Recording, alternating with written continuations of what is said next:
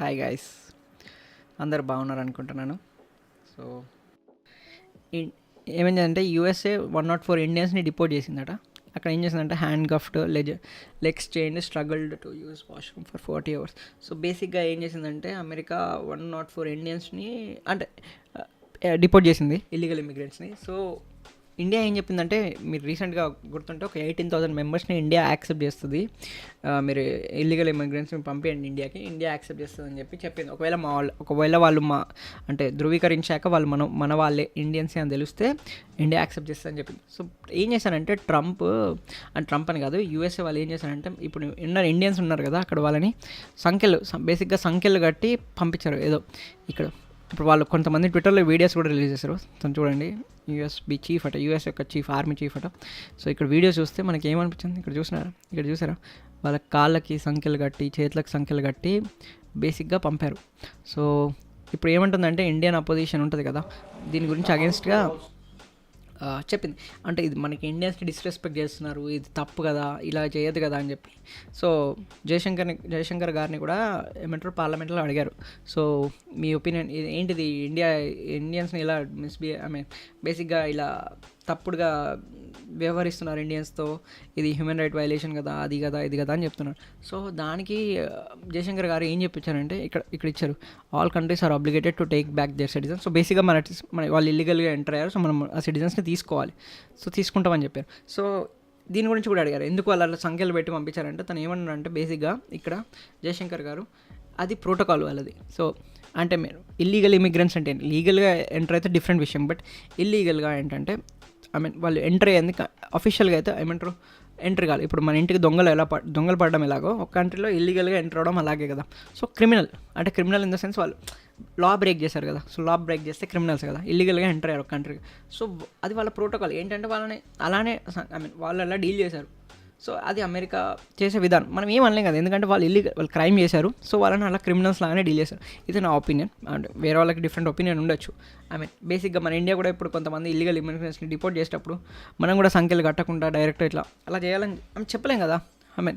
Fine, వాళ్ళు already లా break చేశారు కాబట్టి మళ్ళీ బ్రేక్ చేస్తారేమో అని ఉద్దేశంతో సంఖ్యలు పెడతారు. నాకు అంటే మరీ ఓవర్ చేసింది అనిపిస్తుంది. కానీ ట్రంప్ కూడా ఏం చేస్తున్నాడు అంటే, వాళ్ళ దేశంలో ఉన్న ప్రజలకి చూపిస్తున్నాడు, ఇగో నేను ఇట్లా ఇంత దారుణంగా డిసిషన్ తీసుకున్నాను, ఇంత దారుణంగా యాక్ట్ చేస్తున్నాను. బేసిక్గా అంటే ఇక గొప్పగా చూపించడానికి, ఇగో నేను చూసాను ఇట్లా కంట్రీస్ యొక్క ఇల్లీగల్ ఇమిగ్రెంట్స్ని ఇట్లా సంఖ్యలు కట్టి వాళ్ళ దేశానికి పంపిస్తున్నా అని చెప్పి, తను కూడా వాళ్ళ కంట్రీలో బోస్ట్ చేయడానికి కోసం సో అట్లా చేస్తున్నాడు అనుకోవచ్చు కదా.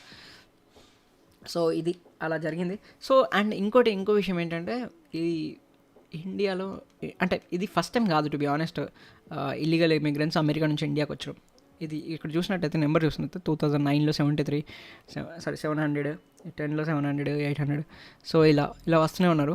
సో ట్రంప్ ఇది ట్రంప్ కాలం యాక్చువల్లీ. ట్రంప్ వచ్చినప్పుడు 2016, 2017, 18, 19. సో బేసిక్గా ట్రంప్ వచ్చినప్పుడు చాలామంది ఇల్లీగల్ ఇమిగ్రెంట్స్ వచ్చారు. ఇది ఒబామా, ఇది తర్వాత బైడెన్. సో బైడెన్ ఉన్నప్పుడు చాలా తక్కువ మంది వచ్చారు. బట్ ట్రంప్ రాగానే చూసినట్టయితే ఆల్మోస్ట్ ఎక్కువ మంది ఇల్లీగల్ ఇమిగ్రెంట్స్ ఇండియాకి వస్తున్నారు. సో ఇది ఎప్పటి నుంచో అంటే బేసిక్గా ఎప్పటి నుంచో జరిగే ప్రాసెస్. బట్ ట్రంప్ ఇప్పుడు హైలైట్ చేస్తున్నారు. సో ప్లస్ వాళ్ళ కంట్రీలో ఉన్న అందరూ హైలైట్ చేస్తున్నారు, ట్విట్టర్లో హైలైట్ చేస్తున్నారు. కాబట్టి ఈ విషయం ఇప్పుడు చాలా ఎత్తున వచ్చింది న్యూస్లోకి. అండ్ అపోజిషన్ పార్టీ వాళ్ళు కూడా, ఇండియన్ అపోజిషన్ పార్టీ కూడా దీని గురించి రేజ్ చేస్తున్నారు, వాళ్ళు ఏంది అలా డీల్ చేస్తున్నారు మన ఇండియన్స్.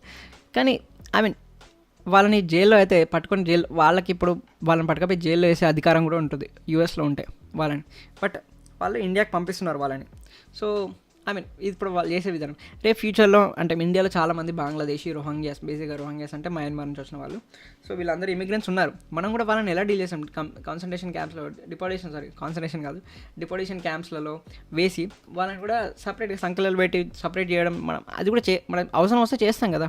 సో అంతే కదా, నా ఒపీనియన్ అది. అంతే డీలింగ్ అంటే వాళ్ళు లా బ్రేక్ చేస్తారు. బట్ ఆ బాత్రూమ్స్కి తీసుకెళ్ళడం, అమ్మాయిలు చిన్నపిల్లలు కూడా ఉన్నారు అక్కడ.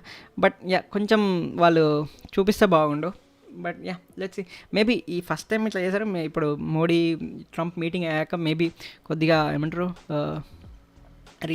బేసిక్గా కొద్దిగా తక్కువ ట్రీట్మెంట్ ఇంప్రూవ్ చేస్తారేమో. బేసిక్గా మరీ ఇంత హార్డ్ కోర్ ట్రీట్మెంట్ కాకుండా చూద్దాం.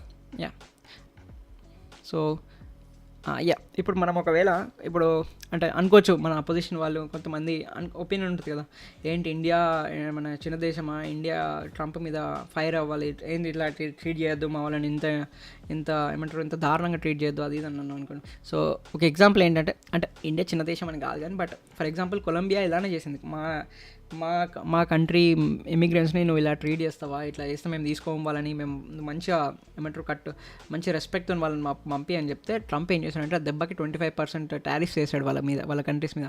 మొత్తం ఎక్స్పోర్ట్స్ ఇంపోర్ట్స్ బంద్ చేస్తాం అది ఇది అని చెప్పి బెదిరించాడు. దెబ్బకి 1-2 days తర్వాత కొలంబియన్ ప్రైమ్ మినిస్టర్ ప్రెసిడెంట్ తను ఏం చేశాడంటే, సారీ మేము ఒప్పుకుంటాం అంటే బేసిక్గా తన ఫారెన్ మినిస్టర్తో చెప్పించాడు, ఓకే మేము యాక్సెప్ట్ చేస్తాం మీరు ఏది చెప్పినా అది ఓకే అని చెప్పి.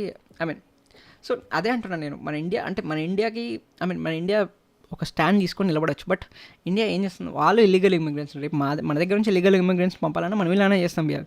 బట్ మేబీ మాట్లాడచ్చు పర్సనల్గా, కాకపోతే ట్రంప్తో డీల్ చేసే విధానం అది కాదు కదా. డైరెక్ట్ నువ్వు ట్రంప్ మీద ఫైర్ అయితే ట్రంప్ అసలు ఎట్లా డీల్ చేస్తాడో, ట్రంప్ డీల్ చేసే విధానం వేరు కదా. అనవసరంగా ఫైట్స్ ఎందుకు పెట్టుకోవడం. మన ఇండియా ఇప్పుడు ఎకనామిక్ గ్రో అవ్వాలి, మనకి ఇప్పుడు సిచ్యువేషన్స్ కూడా అంత బాగాలేదు. మన 7.1% 2% నుంచి మన జీడిపి గ్రోత్ 6.6%కి వచ్చింది. సో అనవసరంగా ఇలా టైంలో యూఎస్తో ఫైట్ చేసాం ఎందుకు. So but we can maybe మాట్లాడి కొద్దిగా వాళ్ళ ట్రీట్మెంట్ని ఇంప్రూవ్ చేయొచ్చు. మేబీ 18,000 పీపుల్ని అయితే యాక్సెప్ట్ చేస్తామని చెప్పింది ఇండియా ఆల్రెడీ. సో ఇప్పుడు 104 మెంబర్సే వచ్చారు, ఇంకా 17,000+ మెంబర్స్ రావాలి ఇండియాకి. సో మేబీ వాళ్ళని బెటర్ ట్రీట్మెంట్తో పంపించాలని చూస్తాం అని చెప్పి చెప్పుకోవచ్చు. But let's see. జ్ఞానం అమూల్యమైనది. మళ్ళీ త్వరలో కలుద్దాం.